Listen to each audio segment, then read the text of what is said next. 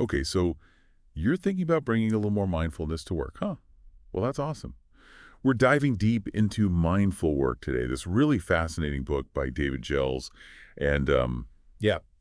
trust me on this one. This isn't about, like, chanting mantras in your cubicle or anything. No, we're going to cut through all that noise and really uncover the real, like, science-backed benefits of mindfulness at work. Yeah, you're right. It's not about the stereotypes. I think what Gels does so well on this book is he really bridges that gap that sometimes exists between meditation and actual tangible improvements in your work life.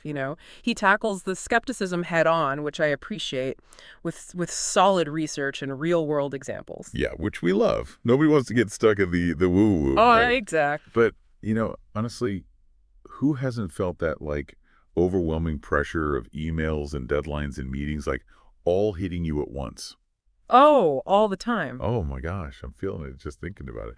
Like, you're trying to be present, but your brain's got other plans. It's true. Yeah, our modern work lives often feel like a recipe for distraction, and that's really where mindfulness comes in. Yeah. It's about learning to be present in the moment, noticing like your thoughts, your sensations without judgment, right?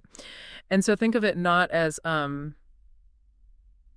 stopping your thoughts, which can feel impossible, Right. but rather gently guiding your attention back to where you want it to be. Okay, that actually makes a lot of sense because trying to shut off your thoughts completely, like, good luck. Mhm. Impossible. Exactly, exactly. And Gels actually backs this up with some cool science. He talks about fMRI technology. So this is where they can actually see what's happening in your brain. Wow. And it shows that mindfulness practices can physically calm your brain down, especially in those high stress situations. It's like strength training, but for your prefrontal cortex, which is the part of your brain responsible for all those like executive functions. You're telling me I can practically bulk up my brain with mindfulness. In a way, yeah. Sign me up for that gym membership.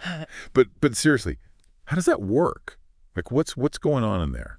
Well, I mean, mindfulness isn't about increasing the size of your prefrontal cortex, but it does strengthen it. The Uh-huh. research shows that mindfulness can actually strengthen those areas of your brain that are associated with things like focus, kindness, and compassion. All those qualities that can make a huge difference in how we navigate challenges and interact with each other at work. Okay, now we're getting somewhere. Less stress, more focus, more compassion. Those are some benefits I could definitely get behind. But let's talk about how to actually do this mindfulness thing. Because the source, it mentions mindfulness-based stress reduction, or MBSR. Sounds kind of intense, like a boot camp for my brain. What exactly is that? That's a great question. And it's honestly more approachable than it sounds. So John Kabat-Zinn developed MBSR, and it's important to note that it's a secular approach to mindfulness. So you can benefit from it regardless of your background or your beliefs. It's not about adopting any kind of specific religious practices or anything like that. So no chanting or robes required? No reps required, although comfy clothes are always a plus. Right. But MBSR is really about learning to change your relationship with stress. And one of the most valuable things it teaches is that stress is temporary. Oh, that's a big one, right? Because when you're in the thick of it, Yeah, it feels like that stress will just last forever. exactly, exactly. And that feeling of it will never end can be totally paralyzing. So MBSR gives you these tools to kind of like ride the waves of stress, Right. to see them as temporary states rather than getting like swept away by them. Okay, that actually makes a lot of sense. So shifting gears a bit, let's talk about something we're probably all guilty of multitasking.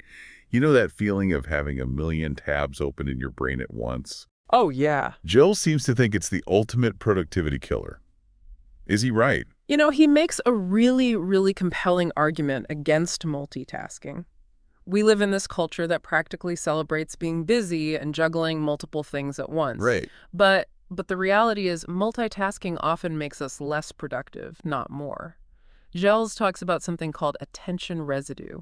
You know that feeling when you switch between tasks, but your brain is still kind of stuck on the last thing you were doing? Oh, 100%. Like when you're physically at your desk, but mentally, you're still scrolling through social media or planning what you're going to eat for dinner. Exactly. That's attention residue in action. Your brain never fully disengages from one task before moving on to the next. And this constant, like, mental juggling act, it takes a toll on your focus, on your productivity. So how does mindfulness help with this? I mean, the emails keep coming, whether I'm mindful or not. Right. It's not about making the emails disappear. But mindfulness helps you to break that cycle of attention residue. It's training your brain to stay present, Mhm. focused on one thing at a time. So instead of having your attention scattered all over the place, you're intentionally choosing where it goes. Okay, that makes sense. So Yeah. it's like instead of letting my inbox totally hijack my attention, I can, consciously choose to focus on one email at a time, get it done, and then move on. Yeah. No more mental ping pong. Exactly. Exactly. It's about bringing that sense of intention and presence to everything you do. So we've talked about how mindfulness can help with like focus and stress, but gels also makes this connection between mindfulness and kindness. And I thought that was really interesting. So how does like being more present in the moment translate to actually being a kinder person? Yeah, it is a fascinating connection. And it actually goes back to what we were talking about earlier with the prefrontal cortex. Remember we were talking about how mindfulness can strengthen those areas of your brain that are associated with compassion? Right, the whole brain workout thing. Exactly, exactly. Well, the more present you are, the less caught up you are in your own head, in your own like anxieties and stresses. And when you're not so bogged down by your own stuff, you actually have more mental space to connect with and understand the people around you. Oh, that's so true.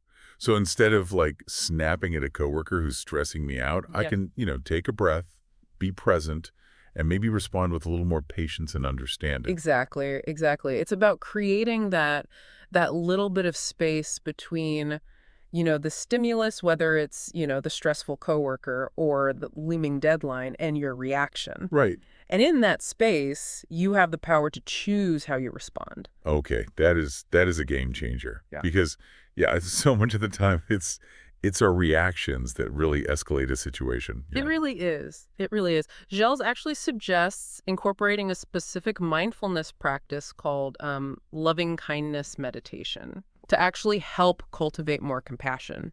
And it's really about, directing feelings of kindness and warmth towards yourself and others. Interesting. So it's not just about being like less reactive to things, but actually cultivating a sense of like genuine kindness and compassion for ourselves and the people we work with, even the Yes. ones who might, test our patience sometimes. Exactly. Exactly. And it's a powerful practice with ripple effects. So from being kinder to ourselves, we become kinder to our colleagues, Mhm. and then that can create a more like positive and supportive workplace overall. Precisely, yeah.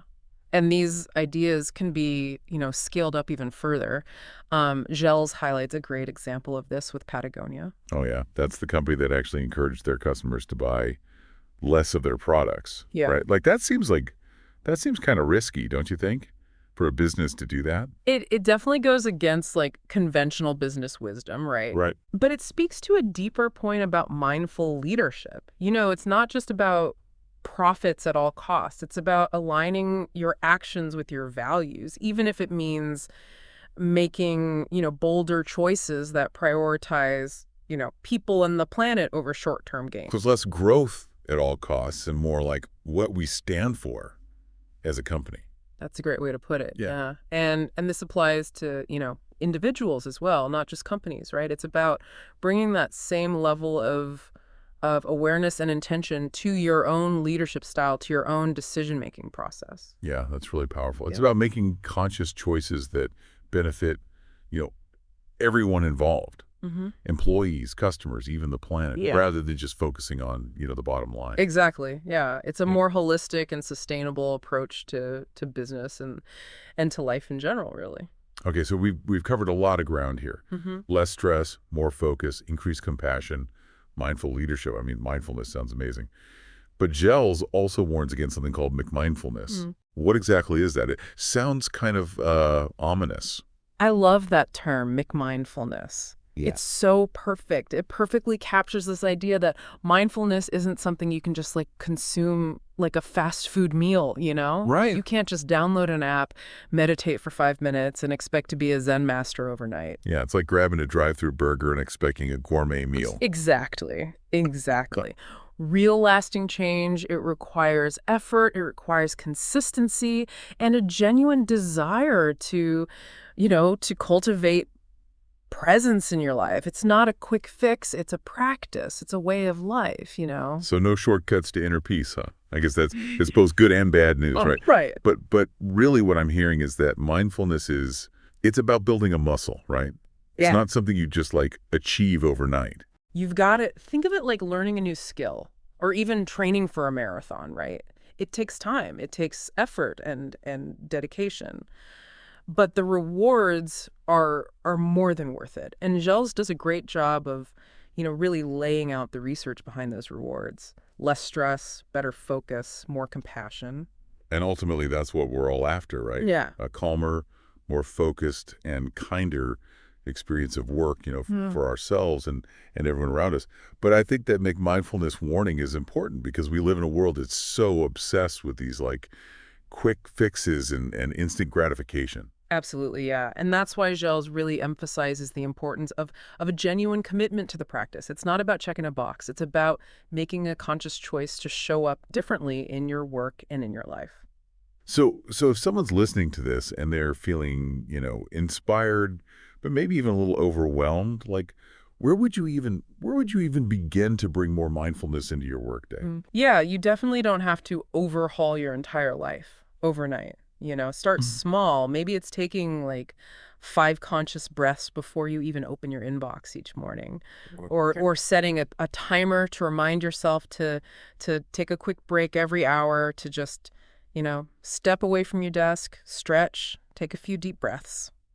I love it. Like build it into your day, almost like setting these little like micro appointments with yourself to reconnect with the present moment. Exactly, exactly. Even those small moments can make a big difference. Maybe you choose to eat your lunch away from your computer and really savor your food, give your mind a break from work. Hmm. Or maybe it's bringing a more mindful presence to your next meeting, really listening to your colleagues and engaging with them in a more present and attentive way. It's amazing how much of a difference like those small shifts can make. It really And the is. more you practice them, the easier it gets. Yeah. Exactly. It's about building that mindfulness muscle, one mindful moment at a time. And as with any muscle, the more you use it, the stronger it gets. This has been such an eye-opening deep dive. Yeah. So to wrap things up, I think what we've learned here is that mindfulness, it's not just about like meditating in a quiet room. It's about bringing that same sense of awareness and intention to everything you do throughout your workday. Where you got it. It's about finding ways to integrate mindfulness into the fabric of your work life, making it a natural part of how you show up and navigate the challenges and the triumphs of each day. So there you have it. Mindfulness at work, it isn't just like a trendy buzzword or anything. It's a really powerful toolkit for creating a calmer, more focused, more compassionate work experience, for yourself and those around you. And as David Gell so eloquently illustrates in this book, the ripple effects of that transformation, they can extend far beyond ourselves. They can influence our workplaces, our communities, and ultimately the world around us. What a powerful thought to leave us with. So next time you find yourself, reaching for that third cup of coffee or just mindlessly scrolling through your phone, remember what we've uncovered today. Take a breath, be present, and see what happens. Who knows? You might be surprised at the positive changes that you unleash in yourself and in the world around you.